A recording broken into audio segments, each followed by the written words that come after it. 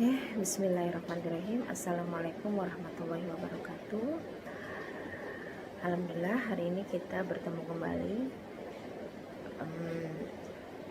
melanjutkan perkuliahan teori kosmetik kita. Hari ini kita membahas tentang reaksi kulit terhadap kosmetik. Nah, sebelumnya kita telah membahas tentang kosmetologi, yaitu ilmu yang mempelajari tentang kosmetik, sejarah kosmetik, penggolongan kosmetik. Kemudian kita telah mempelajari anatomi dan fisiologi kulit, karena kaitannya nanti erat kaitannya nanti adalah reaksi kulit terhadap penggunaan dari sediaan kosmetik. Makanya kita harus mengetahui dulu anatomi dan fisiologi kulit. Hari ini kita akan membahas reaksi kulit terhadap kosmetik. Nah, sini saya akan lebih menekankan pada manfaat, kemudian aplikasi dan efek samping dari sediaan kosmetik. Pertama kita akan membahas aplikasi dari sediaan kosmetik. Aplikasi kosmetik pastinya biasanya secara umum itu untuk perawatan kulit. Nah, di sini yang pertama yaitu memahami maksud dan tujuan dari perawatan kulit. Nah, tujuan perawatan pastinya bermacam-macam, dan tata caranya juga berbeda. Kemudian melihat kondisi dan jenis kulit. Nah, kita juga harus memperhatikan kondisi dan jenis kulit dari setiap orang atau kita itu kan berbeda-beda gitu ya. Nah, kondisi kulit itu biasanya ditentukan oleh usia biasanya. Kemudian jenis kulit juga berbeda-beda ya. Ada yang jenis kulit kering, kemudian berminyak, normal, dan ada kombinasi. Dan adanya tata cara perawatan tersendiri. Kemudian yang harus diperhatikan dalam aplikasi kosmetik tadi, yang pertama tadi memahami maksud dan tujuan perawatan, melihat kondisi dan jenis kulit, kemudian memilih kosmetik yang cocok. Nah, karena adanya jenis kosmetik yang sangat banyak, serta perlunya informasi, pengalaman, dan tuntunan. Kemudian yang harus diperhatikan adalah melakukan perawatan dengan cara dan urutan yang baik dan benar. Nah, karena cara dan teknik atau aplikasi setiap produk kosmetik itu biasanya tidak selalu sama. Kemudian kita masuk ke tujuan dari pemakaian kosmetik. Nah, yang pertama, tujuan dari pemakaian kosmetik adalah mempertahankan kondisi kulit yang baik dan melindungi kulit dari faktor yang merusak. Kemudian yang kedua, mengubah penampilan agar tampak lebih menarik, agar lebih pede gitu ya. Kemudian menambah daya tarik dengan biasanya menggunakan pengharum ya, agar meningkatkan keharuman dari kulit. Kemudian menolong penderita yang mempunyai penyakit kulit. Nah, misalnya yang berjerawatnya, agar penampilannya dapat diterima secara sosial.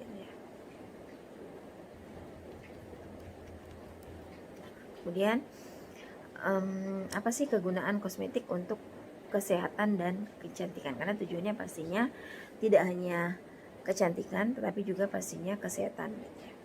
Yang pertama, adanya kosmetik untuk pemeliharaan dan perawatan kulit. Nah, jadi terbagi atas 3 ya kegunaan dari kosmetik itu secara umum.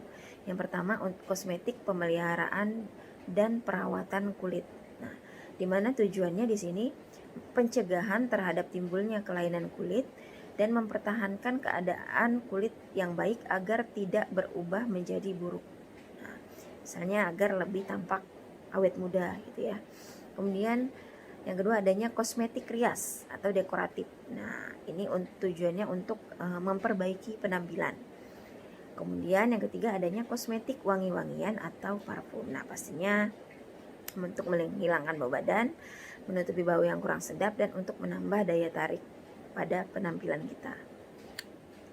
Nah, pastinya kita apabila akan menggunakan sediaan kosmetik pasti akan memilih kosmetik yang aman.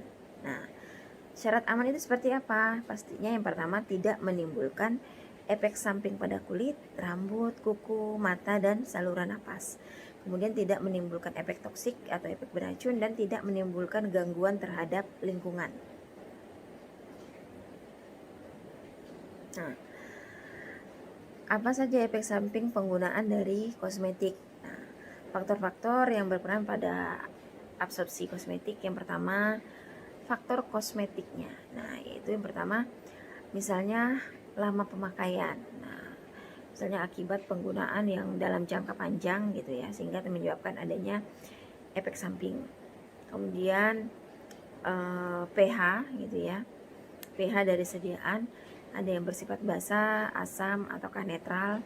Kemudian konsentrasi dari zat aktif yang terkandung dalam sediaan kosmetik tersebut.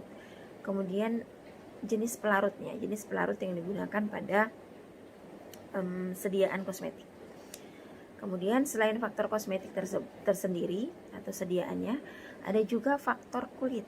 Nah, faktor kulit misalnya daerah kulit, daerah penggunaan pada kulit. Kemudian salah penggunaan yang seharusnya tidak digunakan pada kulit yang luka, tetapi digunakan pada kulit yang luka, sehingga misalnya menyebabkan malah infeksi.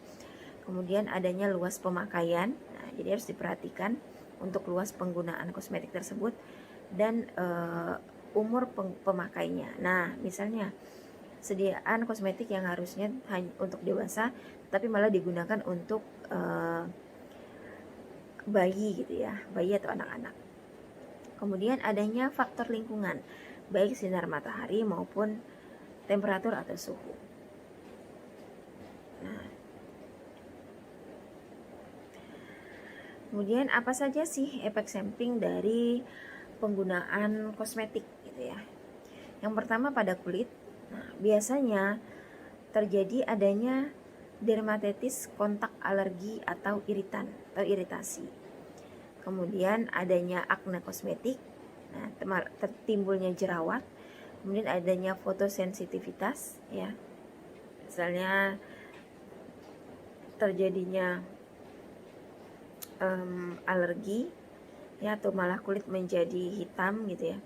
Kemudian adanya pigmen kosmetik dermatitik. Nah, ini malah timbul misalnya plek pada wajah.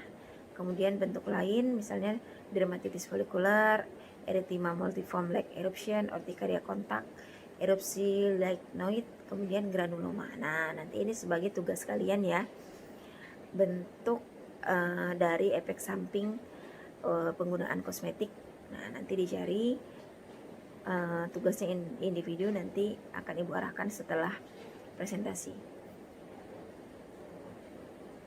Nah, kemudian selain pada kulit, nah juga dapat terjadi efek samping pada rambut dan kuku. Nah, karena sediaan kosmetik itu tidak terbatas hanya pada kulit, tetapi juga pada rambut dan juga kuku gitu ya. Pada rambut misalnya menggunakan cat rambut, pada kuku misalnya menggunakan cat kuku gitu ya. Nah, efek sampingnya apabila tidak mengandung bahan yang berbahaya atau tidak sesuai, itu biasanya menyebabkan kerusakan kuku, kerotokan rambut, atau perubahan warna kuku atau rambut.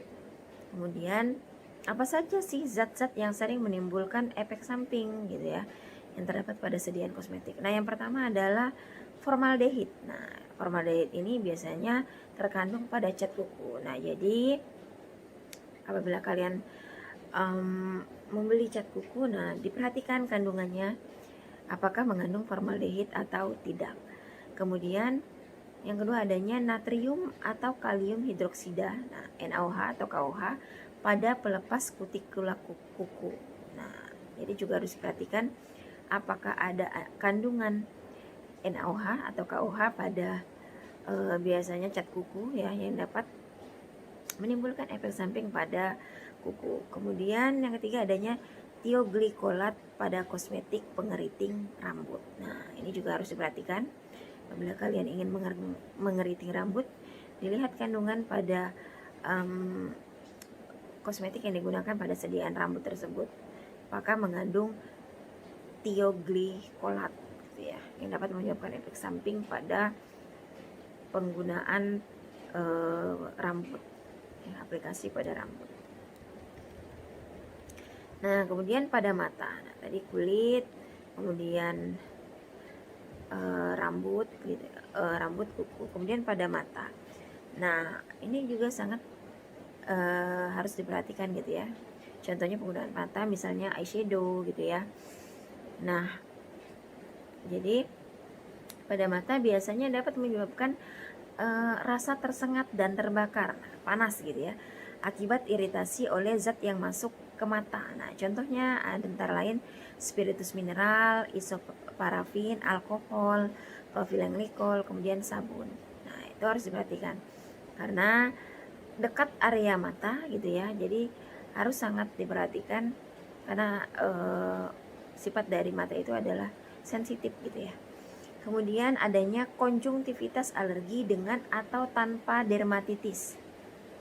Nah, contohnya masuknya partikel eyeliner, maskara, eyeshadow ke dalam mata. Nah, biasanya penggunaan yang tidak tepat gitu ya. Nah, makanya tadi di mata kuliah sebelumnya diperhatikan juga cara penggunaan dari kosmetik tersebut gitu ya.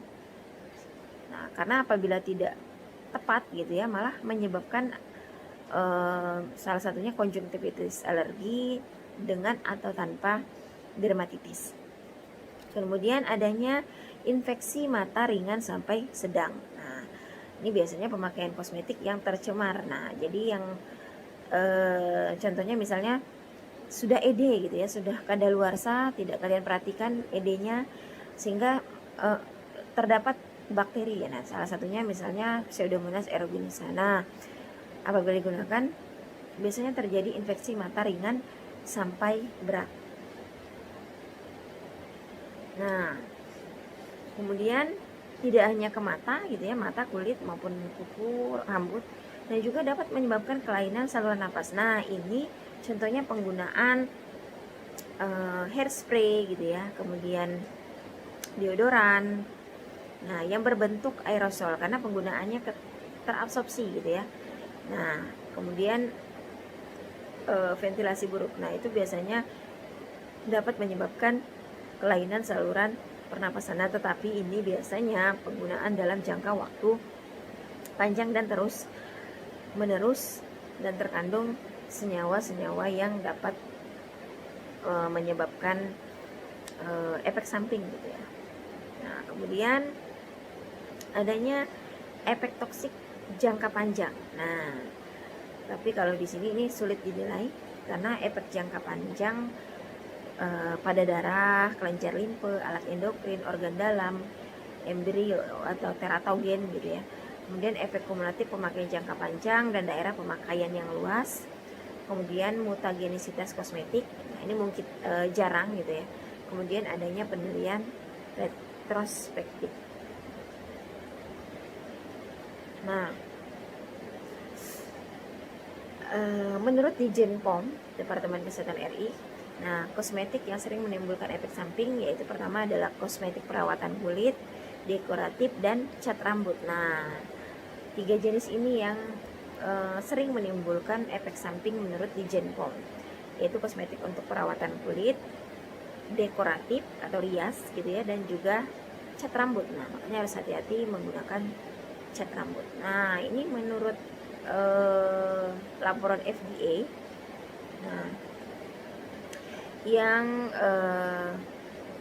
sering terjadi gitu ya, yang sering menimbulkan efek samping itu pertama adanya pewarna dan pemutih rambut, berarti erat kaitannya dengan cat rambut ya. Kemudian perawatan wajah, tata rias mata, deodoran dan antiperspiran, tata rias wajah, kemudian hair conditioner. Nah, menurut laporan rumah sakit, nah di Amerika Serikat ya, yang sering menimbulkan efek samping ada pewarna dan pemutih rambut, perawatan wajah, feminine hygiene, tata rias mata, kosmetik kuku, dan juga sabun. Nah, kalau di Swedia yang sering terjadi itu kosmetik tata rias mata, antiperspiran, krim wajah, parfum, aftershave, dan cat rambut. Ini cat rambut ini sangat harus diperhatikan kandungannya. Kemudian di Belanda yang sering menimbulkan efek samping yaitu kosmetik perawatan wajah, tata rias mata, pelembab tangan dan badan, sampo, deodoran dan antiperspiran, dan tata rias wajah. Sedangkan di Inggris yang sering menimbulkan efek samping pada kesediaan kosmetik, deodoran, tata rias mata, sabun, perawatan wajah, parfum, dan aftershave. Nah, ini bersama ya. Kemudian dari tingkat efek sampingnya, dari keluhan ada ringan, sedang, berat. Nah, ringan itu 80% ya, paling tinggi itu tidak mengganggu. Biasanya tidak mengganggu, jadi masih tetap bisa diaplikasikan pada kulit. Kemudian sedang, ini keluhan ya berdasarkan data, 10% itu mengganggu, dan berat 5% itu sangat mengganggu. Kemudian secara klinis ringan itu 80%, gejala hilang bila kosmetik dihentikan. Nah, biasanya kita gitu ya tersadar misalnya dengan penggunaan ini, baru sekali penggunaan ternyata menimbulkan, malah timbul jerawat, malah gatal gitu ya, atau alergi. Nah, makanya langsung dilakukan tindakan penghentian penggunaan kosmetik. Kemudian sedang, nah gejala klinis lebih nyata, nah perlu bantuan dokter pastinya. Kemudian berat nih biasanya nyeri, gatal, gejala sistemik, nah harusnya pastinya dilakukan pengobatan intensif.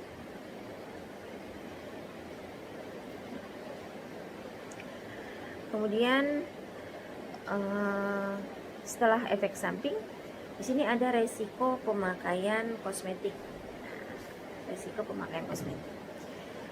Nah, di sini juga ada indeks resikonya ya, indeks resikonya.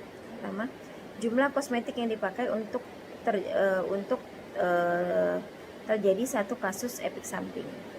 Nah, yang besar satu kasus dari kurang dari 1000 unit pemakaian per bulan. Nah, itu biasanya yang besar itu kasusnya kurang dari 1000 unit pemakaian per bulan. Nah, kemudian yang sedang itu antara kasusnya satu kasus 1000 sampai 4000 unit pemakaian per bulan. Itu yang sedang. Nah, sedikit itu satu kasus itu indeks resikonya itu lebih dari 4000 unit pemakaian per bulan. Nah, kemudian resikonya, grade resikonya, tingkat resiko yang akan terjadi akibat pemakaian kosmetik tertentu yang rendah, yaitu satu kasus efek samping terjadi dalam jumlah besar kosmetik yang dipakai. Medium atau sedang itu satu kasus efek samping terjadi dalam jumlah sedang kosmetik yang dipakai. Tinggi yaitu satu kasus efek samping terjadi dalam jumlah kecil kosmetik yang dipakai.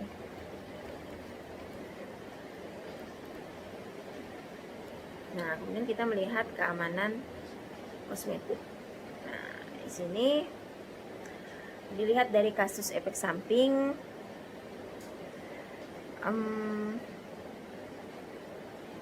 jarang ya, aman itu jarang. Nah, kurang aman itu kadang-kadang saya lihat ya, tidak aman sering. Nah, berarti sering tidak aman. Tingkat efek samping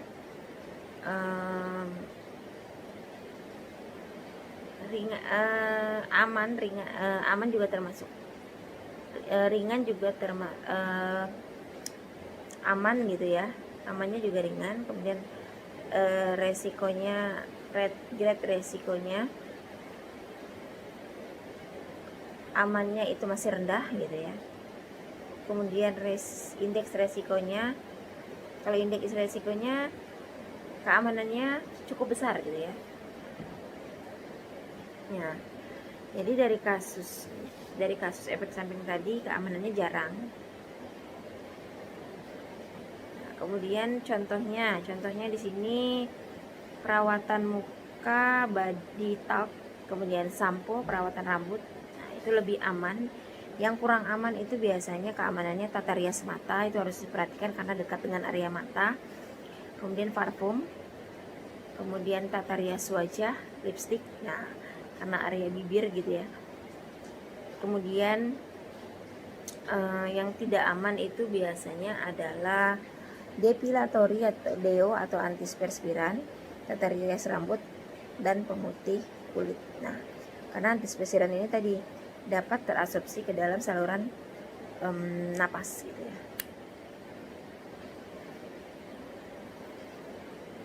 Nah, faktor apa saja yang dapat meningkatkan ketidakamanan suatu sediaan kosmetik? Yang pertama, intensitas kontak ke kulit. Nah, makin lama kontak ke kulit atau stand on, maka makin besar efek samping dibandingkan yang sebentar pastinya.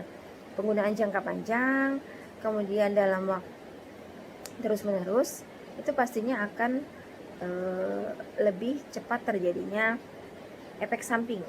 Kemudian yang kedua adalah lokasi aplikasi. Nah, yang tadi ya, area-area yang sensitif sekitar mata gitu ya. Kemudian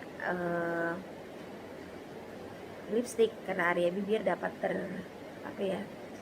tertelan gitu ya. Kemudian pH kosmetik diperhatikan basah atau asam kuat. Nah, karena lebih besar resikonya apabila terlalu asam atau apabila terlalu basah.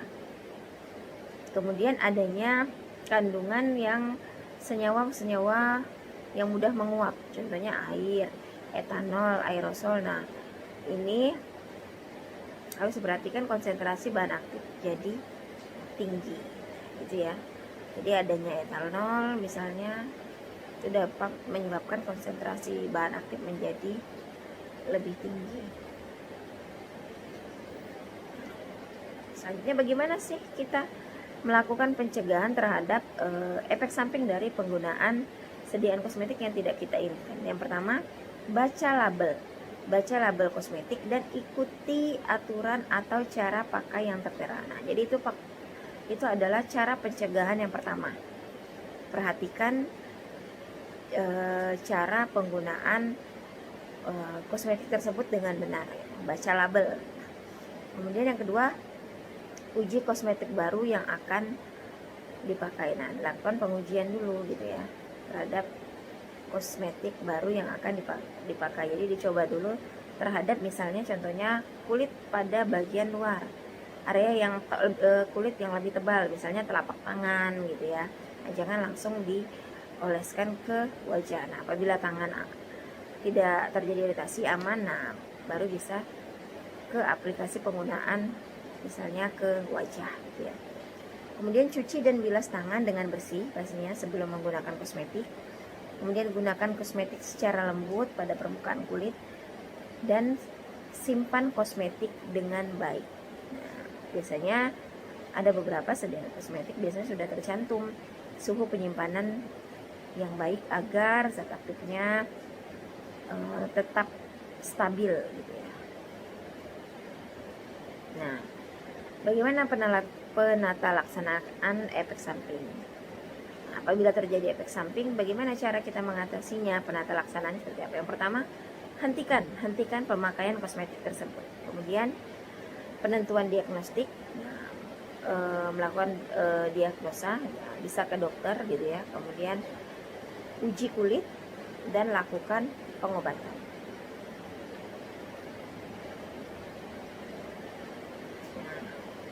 Sehingga perlu diperhatikan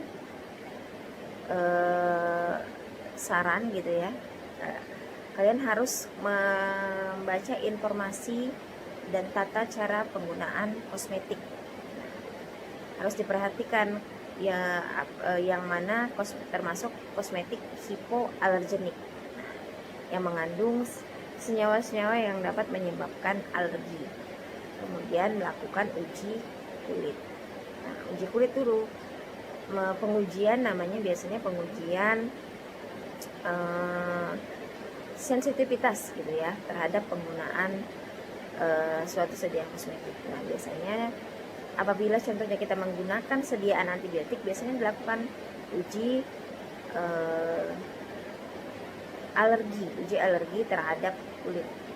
Biasanya lebih aman dilakukan pengujian pada kulit terlebih dahulu sebelum menggunakan sediaan kosmetik. Nah, Faktor apa saja yang harus kita perhatikan dalam pemilihan kosmetik bagi kulit yang sensitif? Nah, karena ada beberapa kulit yang sifatnya sensitif. Nah, yang pertama, lebih memilih kosmetik yang berbentuk bubuk atau powder dibandingkan krim atau lotion. Karena apa?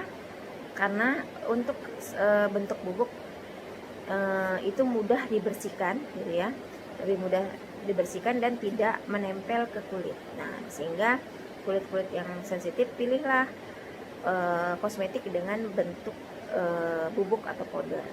Jadi gunakan misalnya bedak, gunakan bedak tabur aja, jangan menggunakan bedak padat gitu ya.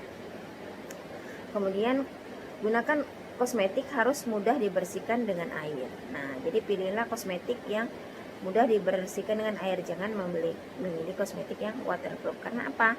Apabila sulit dibersihkan, menempel di kulit, maka malah menimbulkan efek samping gitu ya, menutupi pori-pori kulit gitu ya, sehingga biasanya menimbulkan jerawat gitu ya, timbulnya komedo. Nah, jadi pilihlah kosmetik yang mudah dibersihkan dengan air.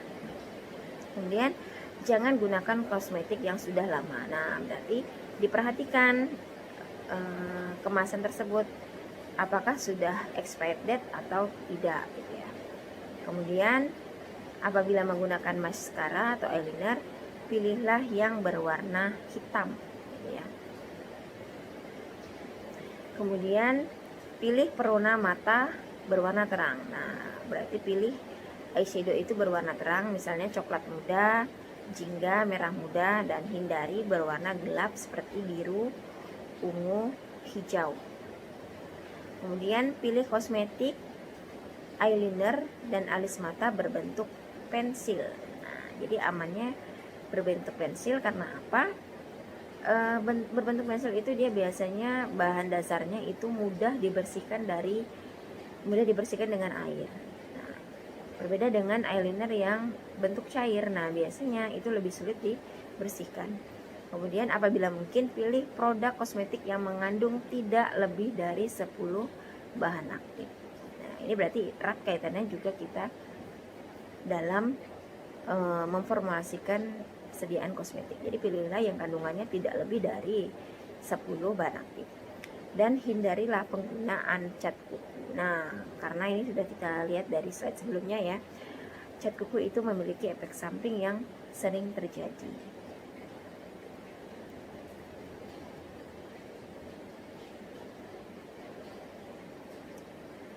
Nah, ini menurut peraturan perundang-undangan ya di bidang kosmetik. Ini menurut Badan POM RI tahun 2004. Nah, nanti bisa kalian cari peraturan terbarunya. Lampiran bahan yang diizinkan dengan pembatasan atau persyaratan. Contohnya di sini selenium sulfida itu tidak lebih dari 1%. Nah, kurang dari 1%, asam salisilat kurang 2%, hidrokinon dulunya 2004 itu masih diizinkan dengan syarat kurang dari 2%, tetapi pada tahun 2008 ini sudah dilarang. Kemudian ada zat warna, pengawet, tabir surya, dan bahan-bahan yang dilarang. Nah, nanti ini akan saya berikan peraturan perundang-undangan tahun 2008 sudah mulai penggunaannya dilarang. Nanti bisa kalian download peraturan perundang-undangan di bidang kosmetik oleh Badan POM RI. Apa saja sih zat warna yang diizinkan, pengawet gitu ya, kemudian tabir surya, dan apa saja senyawa zat aktif yang dilarang pada sediaan kosmetik. Nah, sehingga kesimpulan dari presentasi dari hari ini gitu ya. Yang pertama adalah kosmetik perawatan kulit umumnya aman. Kosmetik dekoratif terutama untuk rambut dan parfum tidak begitu aman karena tadi ya kalau rambut itu dekat area kulit kepala. Kemudian efek samping kosmetik dipengaruhi oleh berbagai faktor, terutama karena kesalahan pemakaian dan pemakaian yang berlebihan, sehingga faktor penting yang harus kalian perhatikan yang pertama adalah perhatikan cara penggunaan kosmetik yang akan digunakan, baca label, dan jangan menggunakan pemakaian secara berlebihan. Oke, sekian pertemuan kita hari ini. Jika ada pertanyaan, silakan di Google Class. Untuk penugasan nanti akan saya sampaikan di Google Class. Sekian perkuliahan hari ini. Saya tutup, saya ucapkan terima kasih. Wassalamualaikum warahmatullahi wabarakatuh.